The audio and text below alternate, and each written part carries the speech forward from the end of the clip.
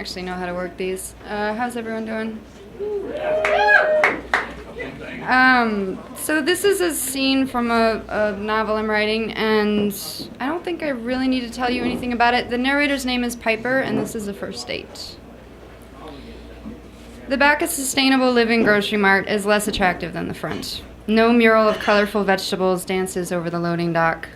Instead, there's a large blue dumpster and some kind of compost bin, and the combined smell reminds me of the homeless in South Central, except less acrid because alcohol-infused sweat is missing from the confection. Ayla sits on the edge of the concrete bay, her green apron removed to reveal blue jeans and a black t-shirt. Her van-covered feet swing, hitting the low side of the wall, and thick dark hair tumbles into her eyes. She hops down when she sees me. "Let's just walk to Overland Cafe," she says as a greeting. "It's close and the food's good. You won't find any parking over there." "That's fine." I'm so nervous the roots of my hair are tingling. As we begin walking, Ayla shoves her hands in her pockets and keeps her gaze just ahead of her, occasionally darting her eyes to the cars and the pedestrians. Overland Avenue is the busiest street in this part of Culver City, and its 6 lanes are taken up with honking drivers all trying to get somewhere on their lunch break. We pass a small bakery, and the fresh bread smell soothes the tight expression on my face.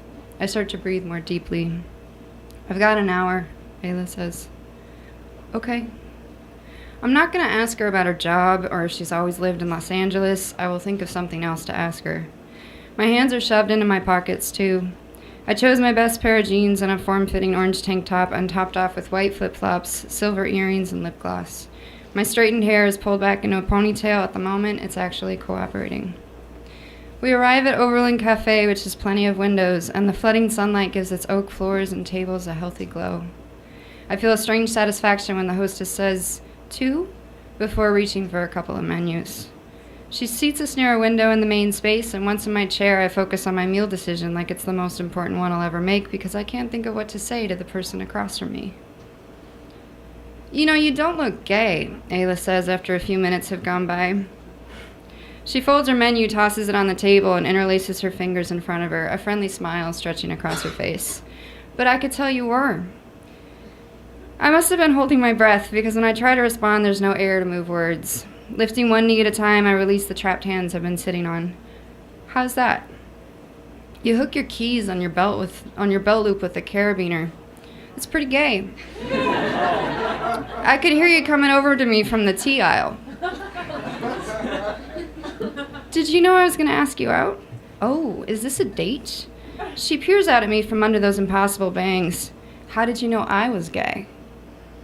I suck on my teeth while I contemplate this. She grins when she sees my squint. "Only kidding. Everyone knows. It's flippin' obvious." The waitress arrives. I pick the chicken sandwich with a cup of tomato soup, and Ayla asks for a hummus wrap. As she looks up to order, I can see her jugular vein running along the right side of her neck from her jawline to the jut of the collarbone poking out above her black t-shirt.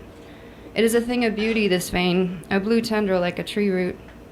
"Where'd you go?" Ayla asks, turning back to me.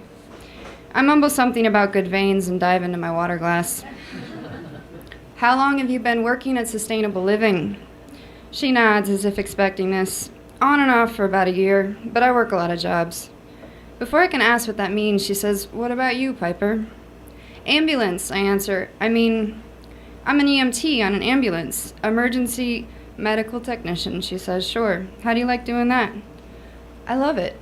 I kind of suck at it, but I love it." She's amused. "You suck at it?" "If I suck at my job, things don't get arranged right. If you suck at your job..." "I'm new," I say, smiling. "Only 2 days in." "Ah, well, no wonder." "Have they played any pranks on you yet?" "No, but they don't really have to." She cocks her head to one side, interested. I find myself telling Ayla about snapping the elastic of a pediatric oxygen mask I heroically managed to place on a 300-pound man, putting gloves on backwards and the wrong size, and filling out my birth date instead of the patient's on paperwork. The reward for my self-deprecation is the way her mercurial green eyes lock on my face as I spin one story after another, and the sound of her rich laughter in all the hoped-for moments. "Sounds about right," she says when I stop to catch my breath. "You're lucky. In the military, you would have earned some awful nickname by now." The waitress arrives, and we lean back as our plates are placed in front of us. On mine, a lemon-grilled chicken breast nestles in with pesto and arugula. "The military?" Her fingers hover over an enormous hummus wrap as if deciding how best to capture it. In the end, she saws it in half, ignores her fork, and takes a bite out of one triangulated edge. Swallowing, she says, "One guy I knew was obsessed with adding hillbilly armor to the piece of shit Humvees we had. Plywood, chunks of 2x4, sandbags, scrap metal, anything he could find. Sometimes he'd just sit and tack welds onto it as if the extra cauterization would help." She snorts. "He would have pulled into a scrapyard in the middle of a mission if we'd let him." Taken aback by this new information, I ask the first question that comes to mind. What was his nickname? We called him the A-Team. For the time he did something incredibly stupid, but fortunately it worked out really well. Her brow furrows. I can't remember what it was. I run my tongue over my teeth to sweep for bits of arugula, and she continues, telling me between swallows that she was in the Army for about 2 years before getting discharged for injury. It was bad when I first got back, she says. I had nightmares all the time. I used to choke my partner in my sleep. She picks up the second half of her wrap, stares into the face of it, places it back down. I picture her finding out in the morning the things she had done to her lover during the night. And now? She shrugs. I got discharged in 2004, so what, almost 6 years? She crosses her arms in front of her, both elbows resting on the table. It's not gone, but it's better. What TBI, she says. Traumatic brain injury. Her expression has shifted. What was warm is now wary, and her eyes are flat. She could be talking about a book or a TV show. I remember how in the months following my last breakup, I would casually tell people I barely knew about how my ex had been fucking my friend behind my back, as if I could make it a small and unimportant thing that way. But there's also something I can't quite place, a challenge. It's as if Ayla was saying, if you think you're interested in me, you need to know these things, and then maybe think again. I hold her gaze, my curiosity dimming behind a surge of empathy. We stare at each other for what feels like several minutes.